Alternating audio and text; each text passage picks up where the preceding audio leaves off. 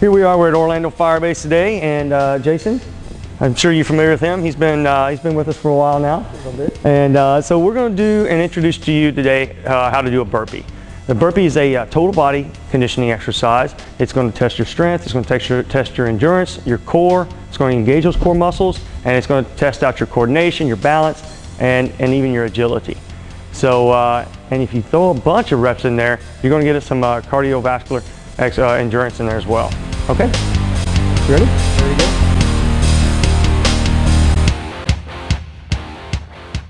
Go ahead and talk about what's going to make you successful in these and break this thing down. So Jason, what we want to talk about first of all, you want to get a good position, and what we really want to consider this is we're going to go down and do a push-up is what we're going to do. But to be able to safely get in there and keep that balance, we're going to go ahead and get 3 points of contact, so we're going to worry about our hand placement. So let's go ahead and place your hands on the ground. As you can see, Jason's going to go ahead and put his hands about shoulder width apart, maybe just a little bit more. And at that point, he's got 3 points of contact at least. Now at this point, he's going to go ahead and he's going to kick his feet back out behind him into a push-up position. As you can see, his body's in a generally straight line, his elbows are extended, and he has his core really engaged at this point. So then to start the burpee, he's going to go ahead and lower his body position down, lower his body weight down to where he touches his chest to the ground. And at that point, he's going to extend with the repetition, keeping that back straight. And at that point, he's going to jump up, and he's going to go ahead and do a hop when he gets to the top end and clap his hands. Okay? Very good job, Jason.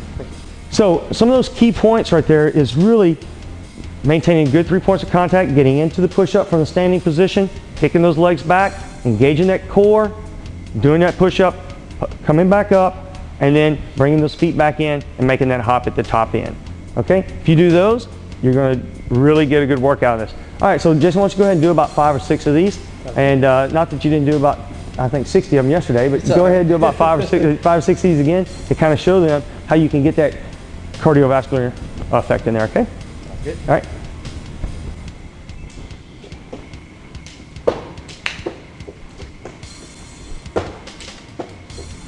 And this is really good when you're trying to race your buddy. You can work in pairs there and really push each other. All right, good job, Jason. All right, when did you get? Yes. Okay, so like I said, when you do about anywhere from like 20 of those to 30, you're really gonna get that heart rate up.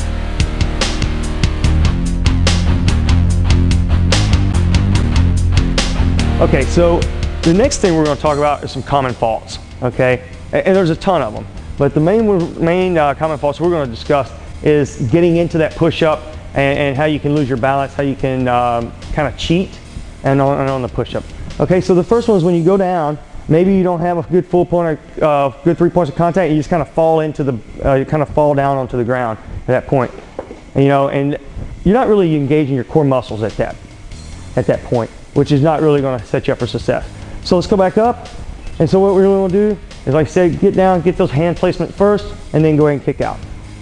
Okay, here Jason's got a really good tight body position and his push-ups. Now if he wants to sag here in the middle and kind of lose his core, what that's going to do is put that stress on here on the lower back, and it's not going to allow you to do a really good push-up.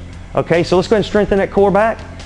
Perfect. The other thing you may do is, like, you may not have your arms extended very well. So you kind of got that. It's going to put a lot more stress on your shoulders, and also right up in here, you're not getting that. You're putting a lot more weight on your triceps at this point. So let's go ahead and extend those arms, and let's go down. Once you get down, you may not go all the way down, like Jason did good, but they'll try to do this, and they'll do a couple of little half push-ups there, to where they kind of go like that. That's not really what we were looking for the burpee. We want that full range of motion. So go ahead, pop back up. Nice generally straight line. So let's go back down. If he wants to not keep that generally straight line in his back, how we do that and coming up, that's not good either. Okay, it's a lack of core. We need to work on those core muscles at that point. Okay, and the third point is we'll go ahead and, when he comes back up and he jumps up, he just kind of stands up and he doesn't get a real good hop in there.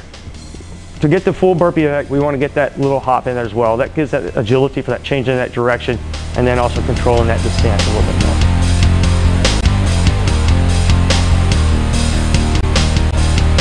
So like I said, the burpee, total body exercise, it's a great exercise to get going and get that cardiovascular effect. And it's also going to work the chest, the tris, the lower legs, and I mean, it's just like I said, total body. Thanks for coming out today with my leader source, and let's go do some burpees.